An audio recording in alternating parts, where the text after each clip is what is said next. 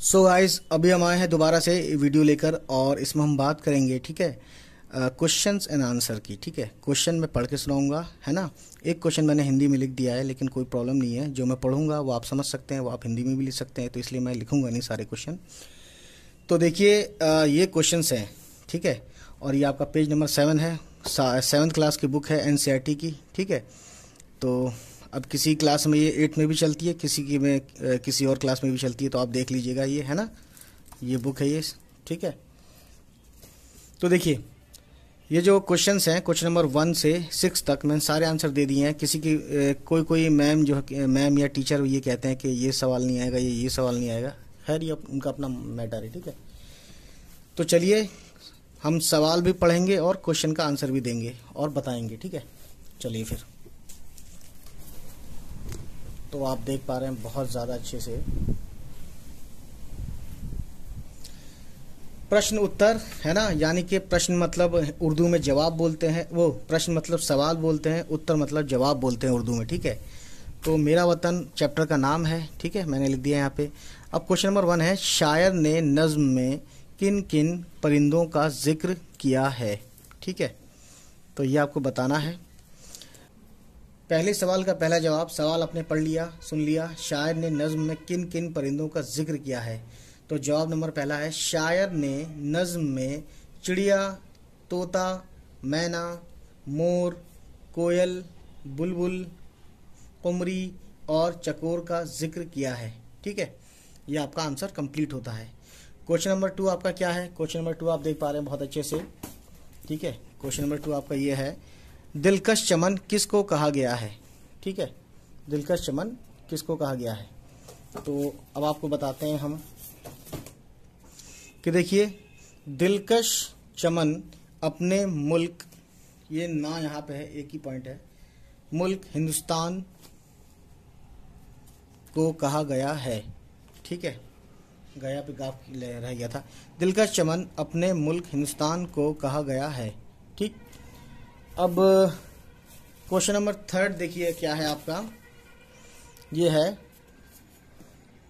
कि है फिरदौस का इस चमन पर गुमा, इस मिसरे से क्या मुराद है? मिसरा बोलते हैं शेर शायरी की जो एक लाइन होती है। तो जवाब मैंने यहाँ लिख दिया है, जवाब तीसरा, ठीक है।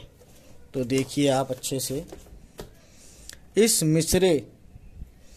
मिसरे से ये मुराद है कि अपना मुल्क इतना खूबसूरत है कि मानो ये एक जन्नत हो, ठीक है। ये आपका तीसरे क्वेश्चन का जवाब हो गया। सवाल नंबर 4 आपको बता देता हूँ मैं एक बार, इस नज़्म में हमारे वतन की क्या क्या खूबियाँ बयान की गई हैं, ठीक है। तो आंसर नंबर 4, इस नज़्म में हमारे वतन की बहुत सी खूबियाँ बयान की गई हैं, जैसे यहाँ की, ये 2 नुक्ते हैं यहाँ पे, यहाँ की हरियाली, खूबसूरत पहाड़, बहते चश्मा बोलते हैं जो पानी के अंदर से, जो ज़मीन के अंदर से जो पानी निकलता है गोल गोल हो जाता है वहाँ पे, ठीक है। तो चश्मा कहलाता है सिंपली। यहाँ पर उगने वाले फसलों और मेवा बोलते हैं, जैसे कि ड्राई फ्रूट्स वगैरह या फल भी आ जाते हैं इसमें बहुत सारे, और मेवे की भी तारीफ़ की गई है, और भी कई दिलकश नज़ारों का जिक्र है, ठीक है। देखिए, आंसर जो है थोड़ा सा चेंज भी हो सकता है, क्योंकि मेन जो फोकस होता है वो वही होना चाहिए, है ना, आंसर का, बस ये है। क्वेश्चन नंबर 4 आपका हो गया। क्वेश्चन नंबर 5 आपका देखिए क्या है। क्वेश्चन नंबर 5 है, इस नज़्म के शायर का नाम लिखिए, ठीक। तो हम लिखते हैं इस नज़्म के शायर का नाम, ये है जवाब नंबर 4। इस नज़्म के शायर का नाम है शफीउद्दीन, ठीक है। शफीउद्दीन में मैंने बड़ी शीन नहीं लगाया है, शफीउद्दीन नैयर, है ना। यहाँ से शफी, यहाँ से दीन, यहाँ तक नैयर। और ये जो लगाते हैं ये वाला, ये जो होता है ना इस तरीके से, ये उस पर लगता है जो पोइट्री नेम होता है, तखल्लुस जिसे बोलते हैं, ठीक है। तो मैंने यहाँ लिख दिया है, हिंदी में थोड़ा सा गड़बड़ हो गया था। फा के लिए हम ये लगाते हैं, ठीक है। फा और फा में फ़र्क होना चाहिए। अब देखते हैं क्वेश्चन नंबर 4 हमारा क्या है।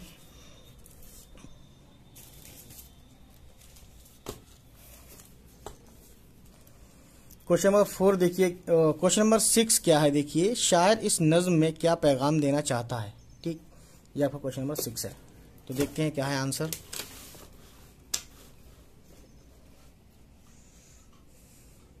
शायर, जवाब नंबर 6, ये उर्दू का 6 है, ये इंग्लिश का है।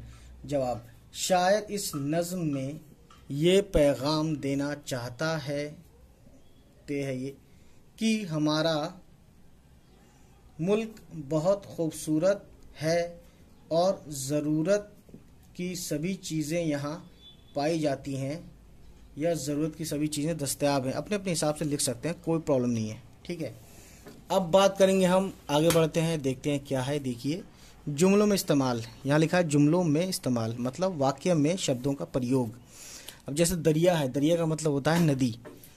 मेरा घर, यहाँ पे ये क्या शॉर्ट फॉर्म जो मैंने बताया था शुरू में बेसिक उर्दू में, मेरा घर दरिया के किनारे है।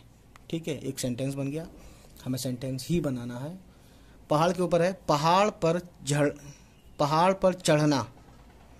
ठीक है, ये चढ़ना गलत हो गया यार दोस्तों, चढ़ना ऐसे लिखते हैं, रे जो चश्मी है वो नून अलिफ। पहाड़ पर चढ़ना काफ़ी मुश्किल काम है। ठीक है, उसके बाद देखिए, वतन के ऊपर, मेरा वतन बहुत खूबसूरत है। मंजर पे क्या है ये, बारिश के बाद बहुत खूबसूरत मंजर होता है।